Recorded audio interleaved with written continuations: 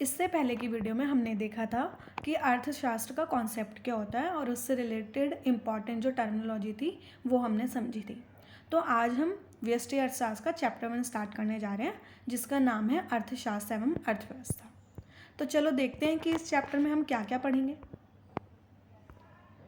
इस चैप्टर में सबसे पहले हम देखेंगे कि अर्थशास्त्र किसके बारे में है, यानी कि जब भी हम अर्थशास्त्र को पढ़ते हैं तो हम उसमें क्या पढ़ते हैं, यानी कि अर्थशास्त्र को पढ़ने के बाद हमें क्या क्या पता चल जाता है वो हम देखेंगे। उसके बाद देखेंगे कि चयन की समस्या, यानी कि जिसे हम आर्थिक समस्या कहते हैं, वो क्या होती है। उसके बाद देखेंगे कि व्यष्टि अर्थशास्त्र और इसके घटक कौन कौन से हैं, समष्टि अर्थशास्त्र और इसके घटक कौन कौन से हैं, और फाइनली फिर हम देखेंगे कि व्यष्टि अर्थशास्त्र और समष्टि अर्थशास्त्र में अंतर क्या होता है। तो अब हम शुरू करते हैं। तो सबसे पहले बात आती है कि अर्थशास्त्र किसके बारे में है, यानी कि जैसे मैथ्स जो है वो नंबर्स के बारे में है, साइंस जो है वो फैक्ट्स और न्यू डिस्कवरीज़ के बारे में है। इसी तरह से हम देखते हैं कि भाई अर्थशास्त्र जो है वो किसके बारे में है, यानी कि जब हम इकोनॉमिक्स सब्जेक्ट को पढ़ते हैं तो हम उसमें पढ़ते क्या हैं। तो अर्थशास्त्र को पढ़ते समय हम क्या पढ़ते हैं, मानव जीवन की आर्थिक समस्याएं यानी कि इकोनॉमिक प्रॉब्लम्स के बारे में पढ़ते हैं। अब बात आती है कि भाई ये आर्थिक समस्या क्या है, या इसे ही हम कह देते हैं कि चयन की समस्या यानी कि प्रॉब्लम ऑफ चॉइस। तो सबसे पहले हम ये देख लेते हैं कि प्रॉब्लम ऑफ चॉइस क्या है जिसके बारे में हम अर्थशास्त्र में पढ़ते हैं। तो जो प्रॉब्लम ऑफ चॉइस होती है, यानी कि हमें चॉइस क्या करना होता है, हमें संसाधनों को चॉइस करना होता है, संसाधनों को चुनना पड़ता है।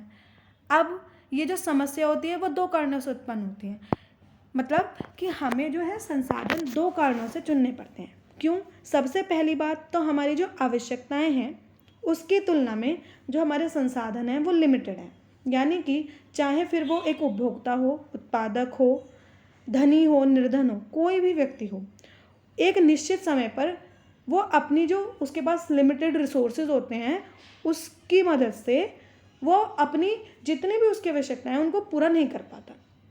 दूसरी बात की जो ये समस्या है चयन की समस्या, यानी जैसे हम आर्थिक समस्या कहते हैं इकोनॉमिक्स में, वो क्यों उत्पन्न होती है। तो दूसरा कारण है कि संसाधनों के वैकल्पिक प्रयोग होते हैं। अब इसका मतलब ये होता है कि संसाधन, मान लीजिए हम यहाँ पर पैसे को लेकर चलते हैं कि एक 100 रुपये का नोट है तो उसके मल्टीपल यूजेस हो सकते हैं। जब मल्टीपल यूजेस होते हैं उस 100 रुपये की, तब आती है कि प्रॉब्लम ऑफ चॉइस। हमें ये चुनना पड़ता है कि जो हमारे पास संसाधन है जिसके बहुत सारे यूज़ है, जिसका यूज़ हम कपड़े खरीदने के लिए कर सकते हैं, मिठाई खरीदने के लिए कर सकते हैं, दवाई के लिए यूज़ कर सकते हैं, उत्पादन के लिए यूज़ कर सकते हैं, या फिर घूमने के लिए यूज़ कर सकते हैं। तो हम उसका कैसे यूज़ करें जिससे कि उससे हमें जो है सेटिस्फैक्शन मैक्सिमम मिल सके।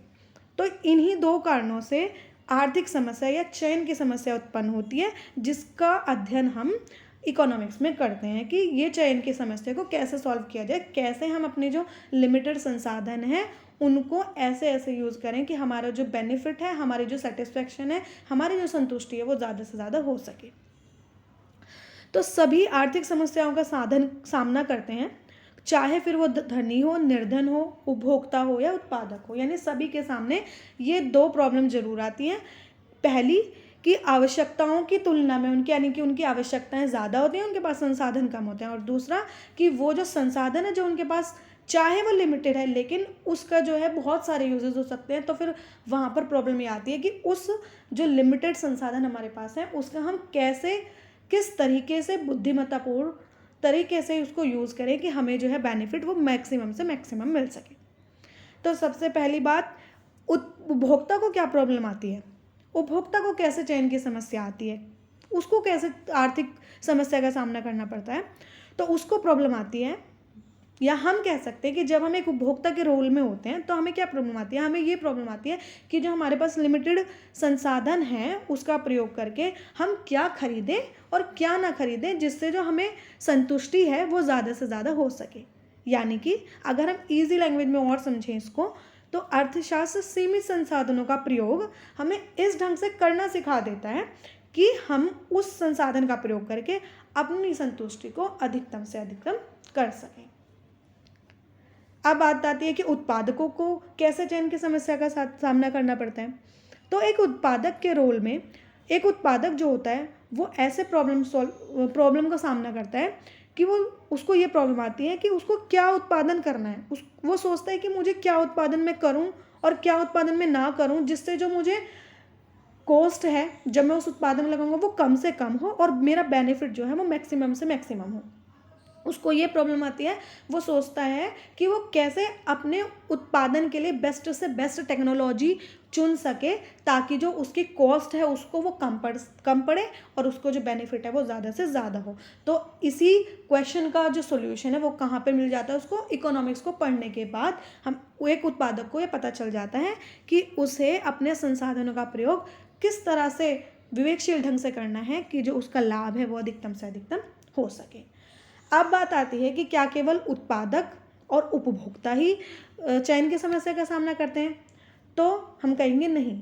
जो किसी देश की सरकार होती है वो भी चयन की समस्या यानी कि सीमित संसाधनों के विवेकशील प्रयोग की समस्या का सामना करती है।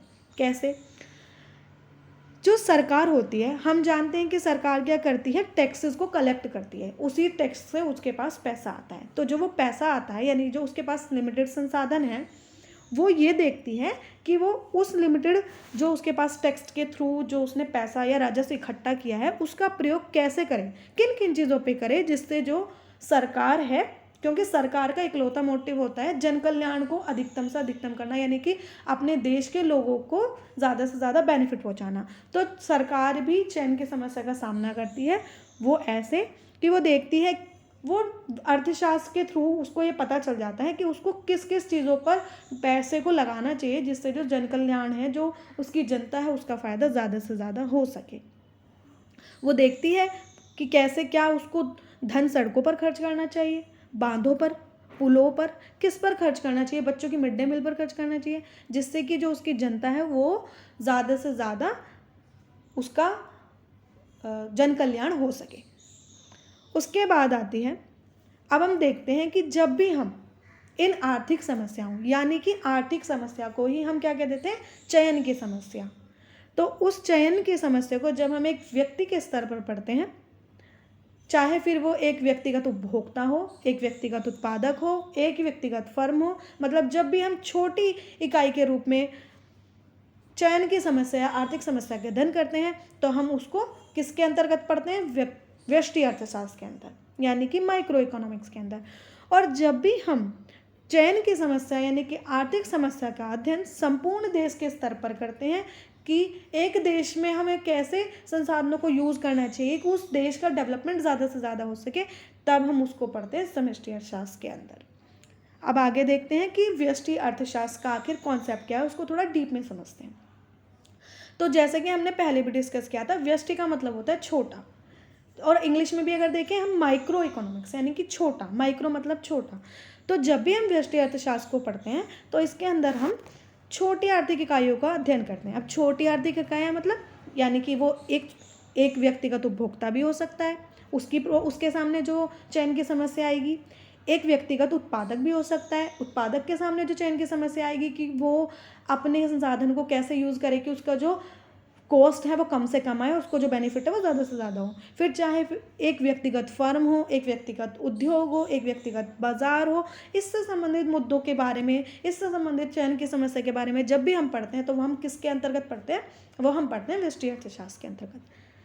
अब बात आती है कि व्यष्टि अर्थशास्त्र के अंदर जो महत्वपूर्ण आर्थिक इकाई है वो क्या है। तो व्यष्टि अर्थशास्त्र के अंदर महत्वपूर्ण आर्थिक इकाई उपभोक्ता होता है, यानी कि हम व्यष्टि अर्थशास्त्र के अंदर ये पढ़ते हैं या ये अध्ययन करते हैं कि किस प्रकार जो एक उपभोक्ता है अपनी आय को ध्यान में रखते हुए विवेकशील ढंग से, यानी कि अपने मेंटली वो अच्छे से सोच समझ कर अपने जो आय है, उसके पास जो निश्चित आय है, उसको किस किस प्रकार से किन किन चीज़ों पर, वस्तुओं पर, सेवाओं पर खर्च करे या आवंटित करे, यानी कि बांटे उसको, कि जो उसकी संतुष्टि है वो अधिकतम से अधिकतम हो सके।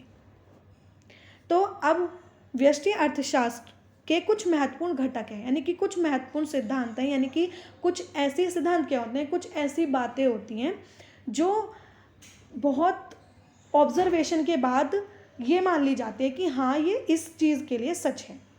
तो उसी तरह से व्यष्टि अर्थशास्त्र के कुछ महत्वपूर्ण घटक या सिद्धांत हैं, यानी कि इन्हीं सिद्धांतों के बारे में हम व्यष्टि अर्थशास्त्र में पढ़ते हैं।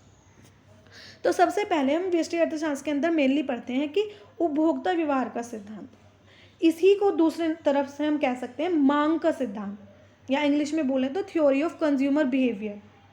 अब इसका मतलब क्या है, यानी कि इस सिद्धांत के अंदर हम यानी कि व्यष्टि अर्थशास्त्र में क्या पढ़ते हैं कि कीमत और मांग के बीच में क्या संबंध है। अब हम इसको एक छोटे से इजी से एग्जांपल से समझते हैं। यानी कि जब भी हम व्यष्टि अर्थशास्त्र को पढ़ते हैं, व्यष्टि अर्थशास्त्र में जब हम आगे आगे पढ़ना शुरू करते हैं तो हमारे सामने एक टॉपिक आता है कि कीमत और मांग का क्या संबंध है। अब देखो, जैसे कि हम नॉर्मली अपनी डेली लाइफ में भी देखते हैं, मान लीजिए कि किसी भी कोई भी चीज़ है, एग्जाम्पल के तौर पर हम किसी सब्जी को ले लेते हैं, जैसे कि एक टमाटर हो गया, तो जब उसकी कीमत ज़्यादा होती है तो हम देखते हैं कि लोग उसकी जो डिमांड है यानी उसकी जो मांग है वो कम करने लग जाते हैं। जब 100 रुपये किलो टमाटर होते हैं तो लोग सोचते हैं कि हम बिना टमाटर के ही काम चला लें, लेकिन जब जो टमाटर होते हैं उनकी जो कीमत नीचे आ जाती है, जब वो कीमत कम हो जाती है तो लोग क्या उसकी ज़्यादा डिमांड करने लग जाते हैं। जब टमाटर जो है 10 या 5 रुपये किलो होगा तो लोग 1 किलो की जगह सोचेंगे कि 2 किलो ले लें। तो यानी कि एक उपभोक्ता किस प्रकार से कीमत बढ़ने पर और मांग का उसके बीच में क्या संबंध है, तो कैसा बिहेव करता है, कीमत और मांग के बीच में क्या रिलेशन है, वो हम व्यष्टि अर्थशास्त्र के अंतर्गत पढ़ते हैं। तो इसको हम कह सकते हैं कि जो सिद्धांत है वो कीमत और मांग के बीच में क्या संबंध होता है उसका सार होता है कि उपभोक्ता किस प्रकार कीमत बढ़ने पर मांग का क्या रिलेशन होता है या क्या बिहेव करता है कंज्यूमर किसी भी प्रोडक्ट की कीमत बढ़ने पर, वो हम व्यष्टि अर्थशास्त्र के अंतर्गत पढ़ते हैं। दूसरा हम क्या पढ़ते हैं, उत्पादक व्यवहार सिद्धांत, इसी को हम कह देते हैं पूर्ति का सिद्धांत। सीधी सी बात है, पूर्ति कौन करता है, एक उत्पादक करता है, प्रोड्यूसर करता है, वो प्रोड्यूस करता है और किसी भी देश में लोगों तक अपनी चीज़ों को पहुंचा देता है, पूर्ति कर देता है, सप्लाई कर देता है। तो इसलिए हम इस व्यष्टि अर्थशास्त्र के अंतर्गत पढ़ते हैं उत्पादक व्यवहार का सिद्धांत, या जिसको हम कह देते हैं पूर्ति का सिद्धांत, हम इसमें पढ़ते हैं। यानी कि हम इसमें ये देखते हैं कि एक उत्पादक जो है कीमत और पूर्ति का क्या संबंध होता है। अगर मान लीजिए एक उत्पादक है तो वो क्या करेगा कि वो कब अपनी चीज़ों को ज़्यादा सप्लाई करेगा, जब कीमत ज़्यादा होगी तब वो सप्लाई करेगा, क्योंकि उसे पता है कि जब कीमत बढ़ेगी और जब मैं सप्लाई करूँगा तो मुझे ज़्यादा बेनिफिट होगा। क्योंकि हमने देखा कि एक उत्पादक जो होता है उसका मेन मोटिव होता है कि वो क्या करे, उसको कॉस्ट कम पड़े और उसको बेनिफिट ज़्यादा से ज़्यादा हो। तो इसलिए व्यष्टि अर्थशास्त्र के अंदर हम पढ़ते हैं कि उत्पादक किस प्रकार से व्यवहार करता है, यानी कि उत्पादक का संबंध किससे होता है, पूर्ति से संबंध होता है। तो इसीलिए हम उत्पादक व्यवहार सिद्धांत को पूर्ति के सिद्धांत के नाम से भी जानते हैं। और ये पूर्ति का सिद्धांत किसका सार है, ये कीमत और पूर्ति का संबंध का सार है। यानी कि इसमें हम ये पढ़ते हैं कि कीमत बढ़ने पर पूर्ति कैसे, कि एक उत्पादक कितनी पूर्ति करता है, यानी कि कीमत बढ़ने पर उत्पादक सोचेगा कि वो ज़्यादा पूर्ति करे, और कीमत घटने पर उत्पादक सोचेगा कि वो कम पूर्ति करे, क्योंकि उस टाइम पर उसको बेनिफिट कम होगा। तीसरा हम इसमें क्या पढ़ते हैं व्यष्टि अर्थशास्त्र में, इसका सिद्धांत है कीमत सिद्धांत। तो कीमत यानी कि किसी भी वस्तु की जो कीमत होती है या सेवा की जो कीमत होती है वो किसमें, कौन निर्धारित करता है, किस प्रकार से किसी वस्तु की कीमत निर्धारित होती है बाज़ार में, बाज़ार की शक्तियों द्वारा किस प्रकार से किसी वस्तु का जो प्राइस होता है वो फिक्स होता है, इसका अध्ययन भी हम किस में करते हैं, व्यष्टि अर्थशास्त्र में। तो इस प्रकार से व्यष्टि अर्थशास्त्र के मुख्य रूप से 3 सिद्धांतों का हम अध्ययन व्यष्टि अर्थशास्त्र में करते हैं। कौन कौन से, उपभोक्ता व्यवहार का सिद्धांत, यानी कि उपभोक्ता क्या करता है, डिमांड करता है, तो इसीलिए उपभोक्ता व्यवहार सिद्धांत को हम क्या कह देते हैं, मांग का सिद्धांत भी कह देते हैं। दूसरा हम पढ़ते हैं उत्पादक व्यवहार सिद्धांत, तो पूर्ति कौन करता है, उत्पादक करता है, तो इसलिए हम उत्पादक व्यवहार सिद्धांत को पूर्ति का सिद्धांत भी कह देते हैं। और तीसरा, क्योंकि दोनों का संबंध, उत्पादक और उपभोक्ता का संबंध वस्तुओं और सेवाओं से है, और उन वस्तुओं और सेवाओं को जब भी खरीदते हैं, चाहे फिर वो उत्पादक हो या उपभोक्ता हो, वो एक कीमत पर खरीदते हैं, तो इसमें हम और क्या अध्ययन करते हैं, कीमत के सिद्धांत का अध्ययन करते हैं कि किस प्रकार वस्तुओं की कीमत निर्धारित होती है। अब हम देखते हैं कि समष्टि अर्थशास्त्र का क्या मतलब होता है। तो समष्टि यानी कि इंग्लिश में अगर हम बोले तो मैक्रो इकोनॉमिक्स, तो मैक्रो का मतलब ही होता है बड़ा। अब यहाँ पर बात आती है कि बड़े का क्या मतलब है, तो बड़े का मतलब है एक संपूर्ण अर्थव्यवस्था, यानी कि हम अर्थव्यवस्था के स्तर पर, एक पूरी अर्थव्यवस्था के स्तर पर जब भी हम आर्थिक समस्याओं का अध्ययन करते हैं तो वो हम किसके अंतर्गत करते हैं? हम समष्टि अर्थशास्त्र के अंतर्गत करते हैं। यानी कि अर्थशास्त्र के अंतर्गत करते तो हम एक ही टॉपिक को हैं अध्ययन करते हैं कि आर्थिक समस्याओं का अध्ययन करते हैं, आर्थिक समस्या यानी चयन की समस्या का अध्ययन करते हैं। लेकिन जब भी हम उसको छोटे स्तर पर यानी एक व्यक्तिगत स्तर पर करते हैं तो हम कह देते हैं कि हम व्यष्टि अर्थशास्त्र के अंतर्गत इसको पढ़ रहे हैं। और जब हम एक संपूर्ण अर्थव्यवस्था के अंतर्गत आर्थिक समस्या या जिसे हम चयन की समस्या भी कहते हैं का अध्ययन करते हैं तो हम कह देते हैं कि ये हम क्या पढ़ रहे हैं? समष्टि अर्थशास्त्र को हम पढ़ रहे हैं। तो एक संपूर्ण अर्थव्यवस्था से संबंधित आर्थिक मुद्दों का अध्ययन ही हम समष्टि अर्थशास्त्र के अंतर्गत करते हैं। तो संपूर्ण अर्थव्यवस्था से संबंधित कौन कौन से मुद्दे हम पढ़ते हैं समष्टि अर्थशास्त्र के अंतर्गत? जैसे अर्थव्यवस्था में संतुलन कैसे स्थापित हो। तो अर्थव्यवस्था के संतुलन का मतलब ये होता है कि किसी भी देश में ना तो ज़्यादा महंगाई हो और ना ज़्यादा रेट किसी चीज़ के गिरे, यानी कि ना ज़्यादा महंगाई हो ना ज़्यादा चीज़ें सस्ती हों। दूसरा हम पढ़ते हैं कि अर्थव्यवस्था में असंतुलन, यानी कि एक देश के स्तर पर जब अर्थव्यवस्था में असंतुलन आता है। अब अर्थव्यवस्था में संतुलन कब आएगा? असंतुलन दो स्थिति में आएगा, यानी इम्बैलेंस कब होगा? वो या तो सप्लाई की तुलना में किसी चीज़ की डिमांड ज़्यादा होगी या फिर सप्लाई कम होगी और डिमांड ज़्यादा होगी। यानी कि दो स्थिति में क्या होता है? अर्थव्यवस्था में असंतुलन पैदा हो जाता है। या तो डिमांड ज़्यादा होती है या फिर डिमांड कम होती है। किसकी तुलना में? सप्लाई की तुलना में। क्योंकि जब भी हम डिमांड और सप्लाई को पढ़ते हैं तो एक दूसरे के रिलेशन में पढ़ते हैं। और हम क्या पढ़ते हैं कि संसाधनों के पूर्ण प्रयोग के साथ असंतुलन का संशोधन कैसे किया जाए। यानी कि जो भी हमारे पास लिमिटेड रिसोर्सेज हैं उनका हम पूरी तरह से यूज़ करके असंतुलन को कैसे ख़त्म करें। असंतुलन कब ख़त्म होगा? जब डिमांड भी उतनी होगी जितनी सप्लाई हो। यानी कि ना तो अर्थव्यवस्था में मंदी की स्थिति आए और ना अर्थव्यवस्था में ज़्यादा सस्ताई की स्थिति आए, जिससे कि देश जो है वो अच्छे से डेवलप हो सके। अब जैसे हमने व्यष्टि अर्थशास्त्र के कुछ महत्वपूर्ण सिद्धांतों को पढ़ा, ऐसे ही हम समष्टि अर्थशास्त्र के कुछ महत्वपूर्ण घटक या महत्वपूर्ण सिद्धांतों के बारे में पढ़ेंगे। यानी कि समष्टि अर्थशास्त्र इन कुछ मुख्य बातों के बारे में हम अध्ययन कर लेते हैं। तो सबसे पहला किसके बारे में हम पढ़ते हैं समष्टि अर्थशास्त्र में? अर्थव्यवस्था में संतुलन से संबंधित सिद्धांत की अर्थव्यवस्था में कैसे संतुलन स्थापित होता है। यानी कि कैसे जो डिमांड होती है और सप्लाई होती है वो एक दूसरे के बराबर होती है। यानी कि अर्थव्यवस्था में संतुलन के सिद्धांत को हम आय तथा रोजगार का सिद्धांत भी कहते हैं। दूसरा हम इसमें क्या पढ़ते हैं? हम इसमें पढ़ते हैं अर्थव्यवस्था में असंतुलन से संबंधित सिद्धांत, यानी कि theory related to the disequilibrium in the economy. तो अभी हमने बात करी कि डिसइक्विलिब्रियम यानी कि असंतुलन अर्थव्यवस्था में कब उत्पन्न होता है? या तो सप्लाई की तुलना में डिमांड ज़्यादा होगी, तो जब डिमांड ज़्यादा होगी और सप्लाई कम होगी तो चीज़ें क्या होंगी? महंगी होंगी। या फिर डिमांड कम होगी और सप्लाई ज़्यादा होगी, उस स्थिति में चीज़ें क्या होंगी? सस्ती हो जाएंगी। तो इन दोनों ही कंडीशंस में एक अर्थव्यवस्था क्या हो जाती है? असंतुलन की स्थिति में चली जाती है। तीसरा हम क्या पढ़ते हैं? तीसरा हम पढ़ते हैं अर्थव्यवस्था में असंतुलन के संशोधन से संबंधित सिद्धांत। यानी कि अर्थव्यवस्था में जब भी असंतुलन उत्पन्न होता है, यानी कि जब या तो इन्फ्लेशन आ जाता है या डिफ्लेशन आ जाता है, यानी कि जब मंदी आ जाती है या फिर ज़्यादा सस्ती चीज़ें हो जाती हैं, तो उसको कैसे संतुलित किया जाए, उसको कैसे ठीक किया जाए, तो उसके लिए तीन चीज़ों का मेनली सरकार जो है वो यूज़ करती है। एक मौद्रिक नीतियाँ, यानी कि मुद्रा, देश में मुद्रा को या तो वो ज़्यादा सप्लाई कर देती है या फिर वो कम कर देती है। तो आगे इस टॉपिक के बारे में हम आगे आने वाले चैप्टर्स में डीपली पढ़ेंगे। या फिर दूसरा तरीका ये होता है अर्थव्यवस्था को असंतुलन को ख़त्म करने का या कम करने का, राजकोषीय नीतियाँ, यानी सरकार द्वारा कुछ अपनी बजटीय नीतियाँ अपनाई जाती हैं जिसके द्वारा अर्थव्यवस्था में संतुलन की स्थिति को कायम किया जाता है।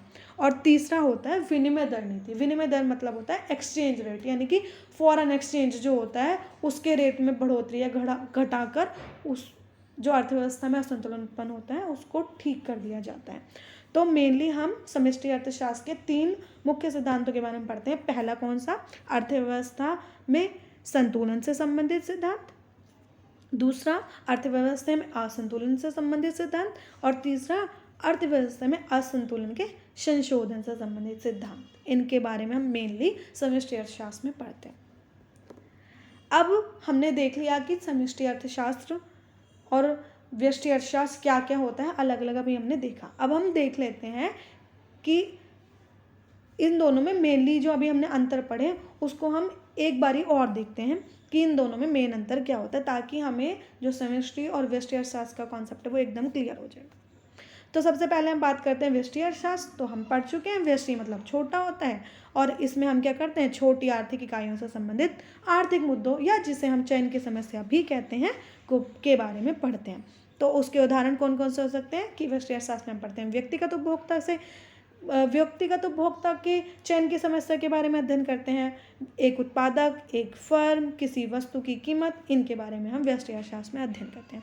दूसरी तरफ समष्टि अर्थशास्त्र में हम क्या अध्ययन करते हैं, तो समष्टि अर्थशास्त्र में हम पूरी अर्थव्यवस्था के स्तर पर जो आर्थिक मुद्दे होते हैं उनके बारे में अध्ययन करते हैं, जैसे कि किसी देश की जीडीपी यानी कि सकल घरेलू उत्पाद, जीएनपी यानी कि ग्रॉस नेशनल प्रोडक्ट यानी कि सकल राष्ट्रीय उत्पाद, नेशनल इनकम यानी कि किसी देश की राष्ट्रीय आय, एग्रीगेट डिमांड यानी कि टोटल डिमांड यानी कि कुल मांग, एग्रीगेट सप्लाई यानी कि कुल पूर्ति। इसके बारे में हम किस में पढ़ लेते हैं, समष्टि अर्थशास्त्र। यानी कि अगर हम देखें तो ये जो अभी हमने जीडीपी, जीएनपी, नेशनल इनकम, ये जितने भी टॉपिक्स हैं ये क्या है, एक देश की अर्थव्यवस्था से संबंधित टॉपिक्स हैं। तो इसका हम अध्ययन किस में करेंगे, ऑटोमेटिकली भाई जब ये एक पूरी अर्थव्यवस्था से संबंधित हैं तो हम इन सबको पढ़ेंगे समष्टि अर्थशास्त्र के अंतर्गत। और जब हम एक उत्पादक, एक व्यक्तिगत उपभोक्ता, एक फर्म, किसी एक वस्तु की कीमत के बारे में पढ़ेंगे तो हम उसको किस में पढ़ेंगे, क्योंकि ये छोटे टॉपिक्स हैं या छोटी इकाई से संबंधित टॉपिक्स हैं तो इसको हम किस में पढ़ेंगे, व्यष्टि अर्थशास्त्र के अंतर्गत पढ़ेंगे।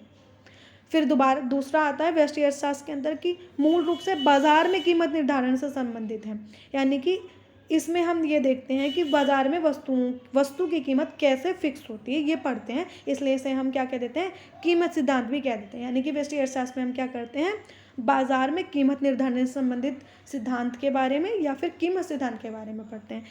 और अगर समष्टि अर्थशास्त्र में देखें तो संपूर्ण अर्थव्यवस्था में समग्र या सामान्य कीमत स्तर का निर्धारण किस प्रकार से होता है। सामान्य कीमत स्तर यानी कि एक मैक्सिमम वैल्यू किसी वस्तु की कितनी होनी चाहिए, किन्हीं वस्तुओं की, उसके बारे में हम समष्टि अर्थशास्त्र के अंतर्गत पढ़ते हैं।